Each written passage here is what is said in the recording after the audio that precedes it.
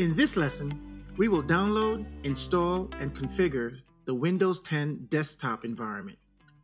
We began this journey by setting up VirtualBox and installing Kali Linux as our offensive security platform. Now we need another target system and platform. Enter Windows 10, a commonly used operating system in both enterprise and home environments, making it a valuable system for learning and testing cybersecurity techniques. Windows 10 is a Microsoft operating system designed for personal computers, tablets, and embedded devices. It was developed and released by Microsoft Corporation, officially launched on July 29, 2015. However, Microsoft will end support for Windows 10 on October 14, 2025, meaning there will be no more security updates or technical assistance after that date. It is available worldwide through digital downloads, retail stores, and pre-installed on devices. The aim is to create and provide a unified, user-friendly experience with enhanced security, performance, and compatibility across devices.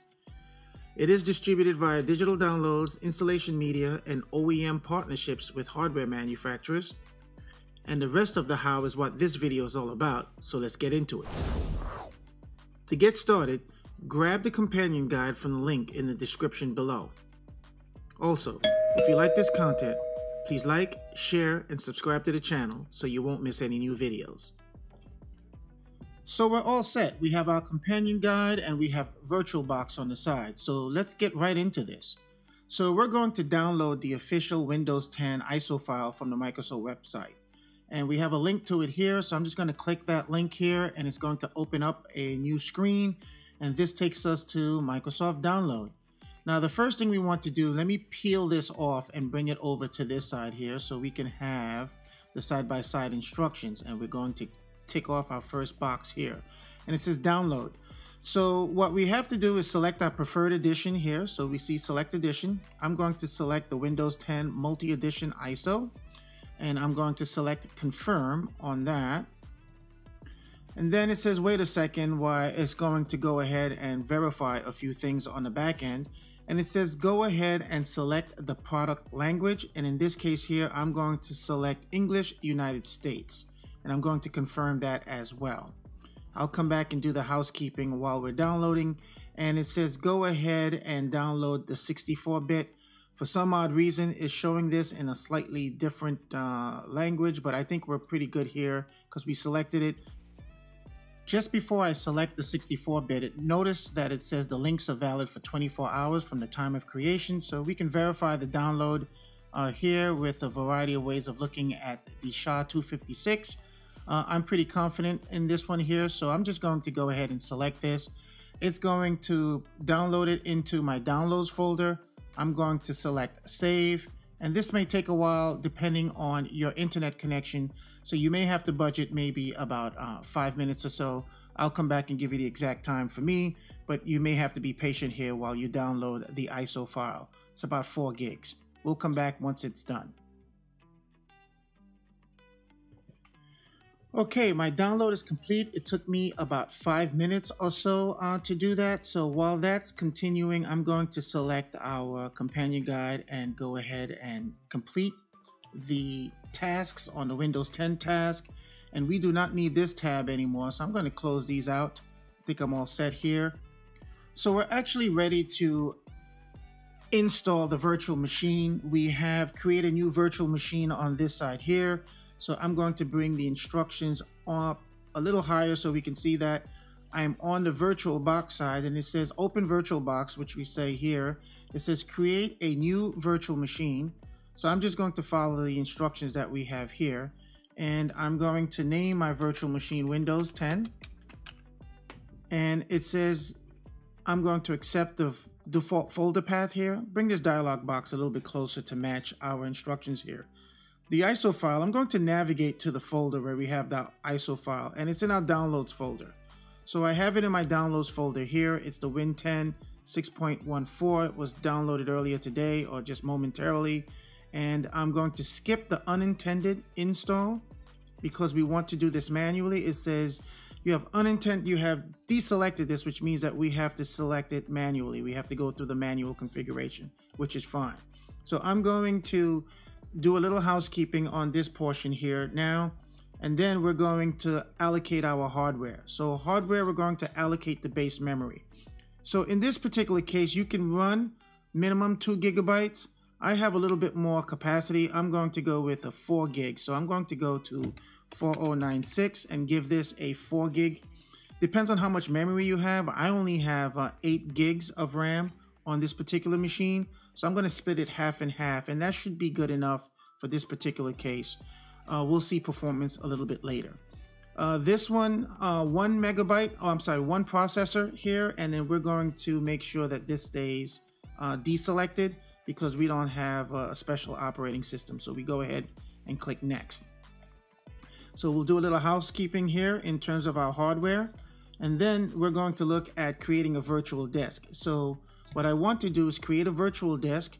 I'm going to go with 35, just to have enough space for additional updates, but you can create your virtual disk now. 40 gigs usually is about the number I'm going for. I have a lot more on this particular computer, so 35 should be fine. And we also do not have to select any of these, and I'm going to select next on this part here, and it gives me a quick run through of all of our information. So let me just do some housekeeping here at this portion here, and I'm going to click finish. And I'm in pretty good shape at this point. So let's go ahead and make sure that we're ready to go through the install itself. So I'm going to attach and go to the gear icon. So it says go to settings button and the gear icon, which is this gear icon here. And in the systems folder, we want to make sure we have a couple of things. We're going to boot this machine. So the first thing is I want to have the floppy deselected. So that way it's not looking for an operating system in the floppy. This is the boot order. The next thing it's going to do is boot from the optical drive, which is good. That's exactly what I wanted to do, and I wanted to make sure that we have the Windows ISO file set up in that. So we did this, which is we went to settings, we deselected the floppy. We're going to go into storage, and this is exactly what I wanted to see. I want to see that Windows ISO file connected or attached to the optical drive. If it was not connected here for some odd reason, we can go on this side and I can choose it from this portion here. So for example, if I remove the disk from here, it is now empty. If I go to the optical drive here, I can choose and go ahead and actually sort this here. I can go and find it and bring it back by clicking add. And now I have, oh, let's hit the choose button and I have it back again. Want to make sure that we have that here so we can find it. So I'm going to click OK. It has those settings, and we do the housekeeping portion here as well. Now, let's go to the networking part. I can do the networking directly right from the settings here. In other words, I was going into settings, and that'll bring up the dialog box, or if I want to go context specific, I can select network here, and I'm going to actually enable the network adapter, the NAT adapter. So I want to make sure, one, that the adapter is enabled, and I'm going to use network address translation in this case here, because my pfSense is turned off. I do not want to get an IP address from pfSense. I'm trying to keep my RAM and additional virtual machines down. I'm going to get an IP assigned from VirtualBox in this point here. So the adapter's on, this is good. I click OK, and we're going to do a little housekeeping here to make sure that we did these settings, bring this up, and now we're going to actually start the VM. So I hit the green start button. The VM will start to initialize, and we're going to give it a moment to actually boot up from the disk, and it's in the center of the screen. So let's give that a moment. Okay, so that took about 10 seconds. So this is a bit tiny. So the first thing I want to do is, one, bring it up here. I want to set the screen, auto scale it to 200%. The virtual screen, it's unscaled output. I want it auto scale to 200 to give me a little bit more room. I'm going to put the virtual machine here so that way we can see it side by side with our instructions. And at this point here, we're going to follow the on-screen instructions. Language to install is English, United States English, time and currency format, English, USD. In terms of keyboard is the US, and I'm going to select next. And it's going to say, go ahead, do you want to install now? And I say yes, it's going to be a fresh install. While it's installing, we'll come over here and go ahead and do our housekeeping so that way we can keep track of all of our steps. Now, it says complete the Windows 10 installation. It says I do not have a product key. This is a trial version.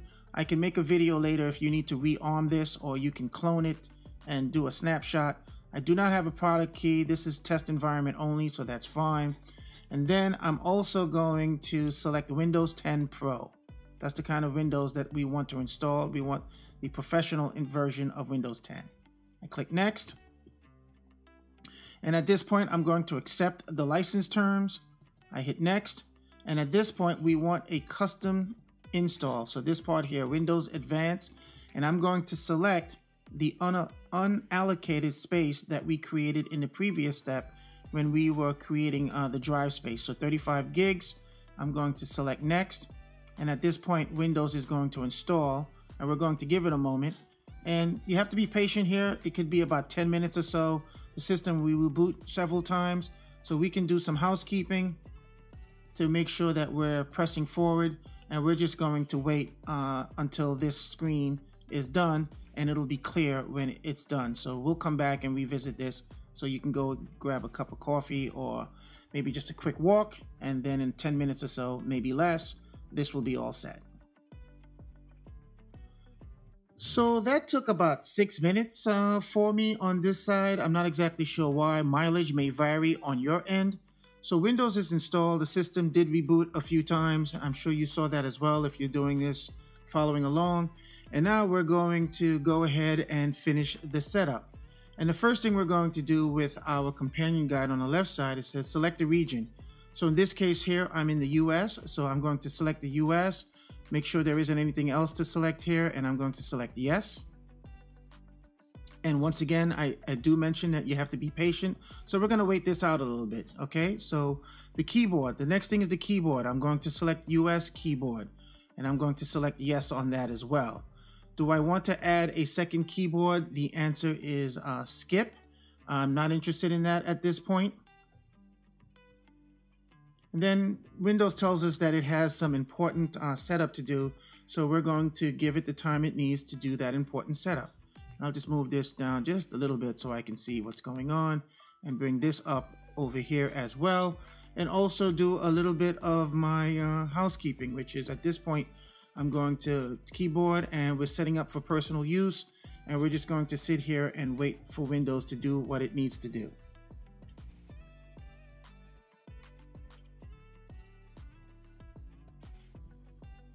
Okay, so that took me about 3 minutes as well. So we're going to set up for personal use, as you see here. This is not for an organization, so we don't have Active Directory. So I'm going to select that, select next. While it's waiting, I'm going to set this portion up, and the next thing we want to do is create a user account. So in this case here, I'm going to add my user account. In this case here, it's my personal email account here. I'm going to type that in.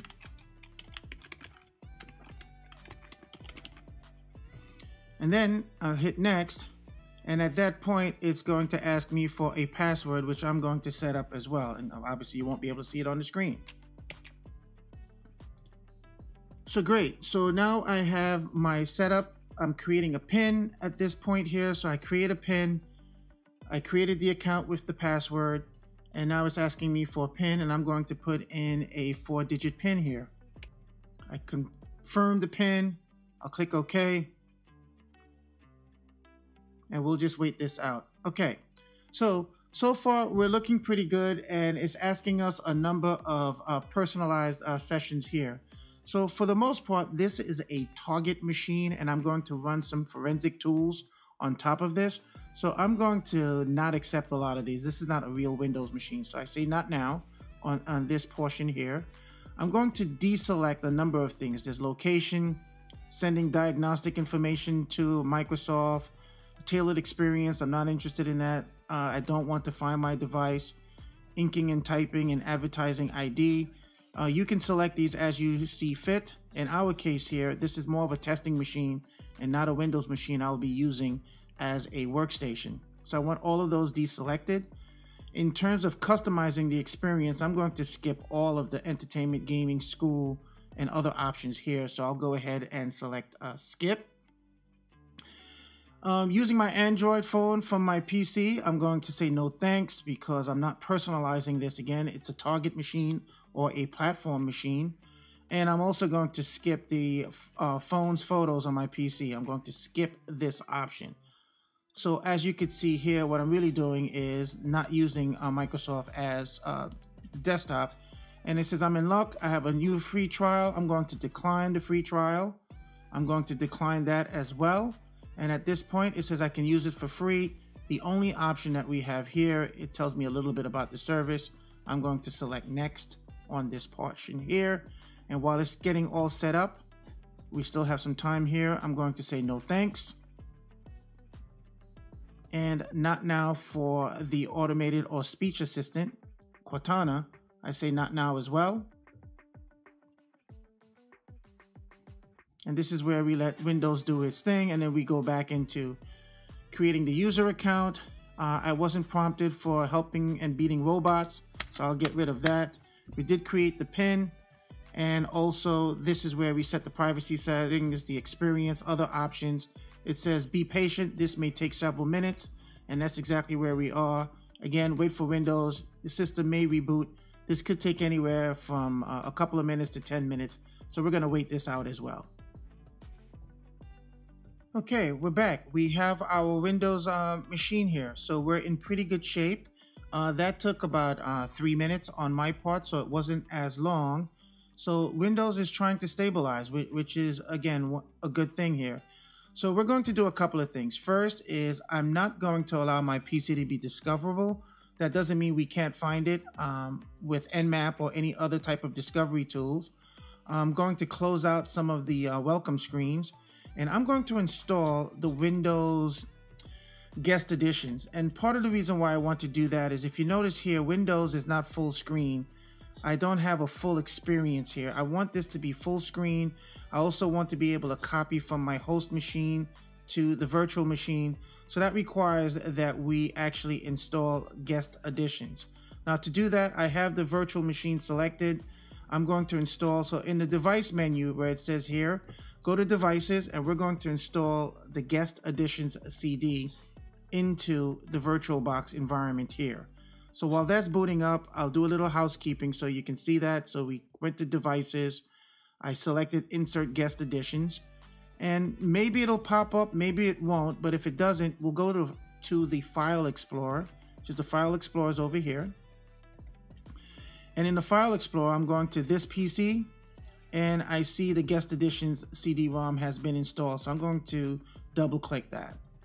I double click that, and I have VirtualBox Windows Edition. This is the application.exe. I'm going to run this file here, and while it's booting up, we can strike two birds with one stone. I'll do the housekeeping, and I'm going to say yes. Do you want to allow this app to make changes to your device? The answer is yes. We want to install the guest editions. You may have to minimize this to see it in the back. It says Oracle Guest Editions, so we click Next, and I just keep accepting all of the defaults until I get a reboot and start your computer screen, which should be coming up shortly. And here it is. It says reboot now. I'm going to say yes and finish and allow the Windows machine to reboot. While it's doing that, we'll go ahead and do some housekeeping, and we'll wait for the machine to reboot. Will be on this side here. Okay, so our virtual machine has come back to life, if you will. It has been fully rebooted. I have the screen here. I'm going to just take the full space here, although we do need to authenticate. I'm going to scroll up to get into the screen. You see my email address, which is my account, and it's asking for my PIN. And now I'm being authenticated here, and it's going to log me into the virtual machine. So at this point, I'm authenticated, and as you can see here, I have my virtual screen. Let's make that a little bit bigger. Host, and then I'm going to change, and this is exactly what I was looking for, is that I want a more fluid environment. So in the virtual screen size, I'll keep it back to auto scale. That's still a decent size for me. But now when I resize the virtual machine, I get that full real estate. I also get to do a couple of other things as well. So I have the VM selected. I can enable some systems here, some devices. For example, I can share the clipboard.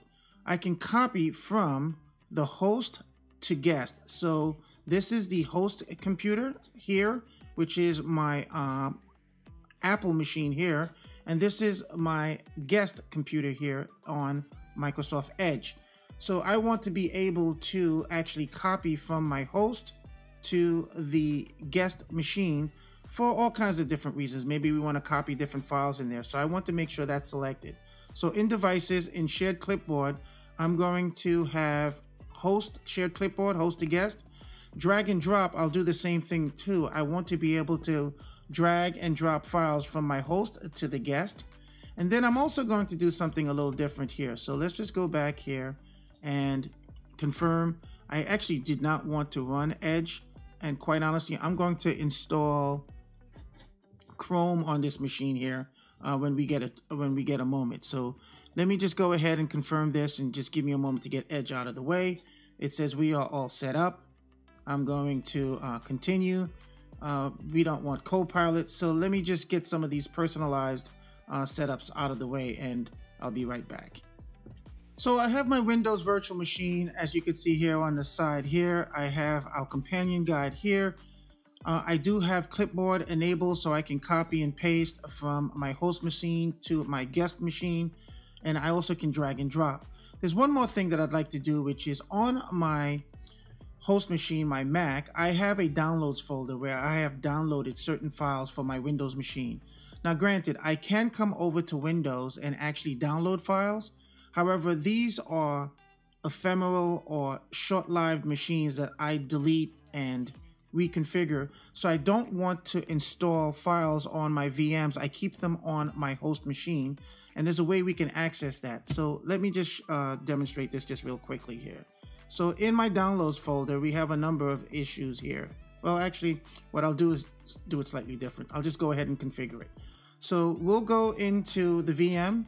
We'll follow these instructions here, which is we're going to shut down the VM. We can do this live if we want. We do have to reboot.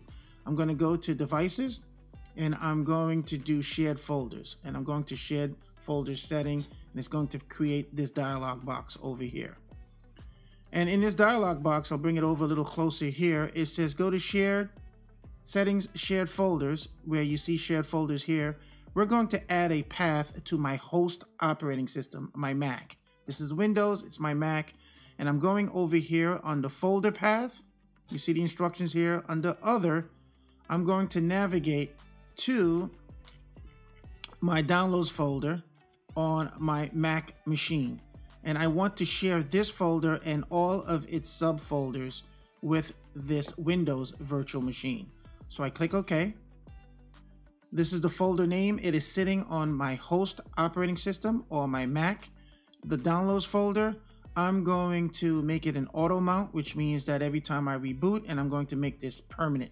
So right now I want to mount that drive so it's accessible. I click OK. And now the next time I reboot, I have a path from this virtual machine into my host operating system, my Mac. Now, this is helpful to me for a couple of reasons. As I mentioned, I have files already downloaded here, and I want to keep them on my host operating computer.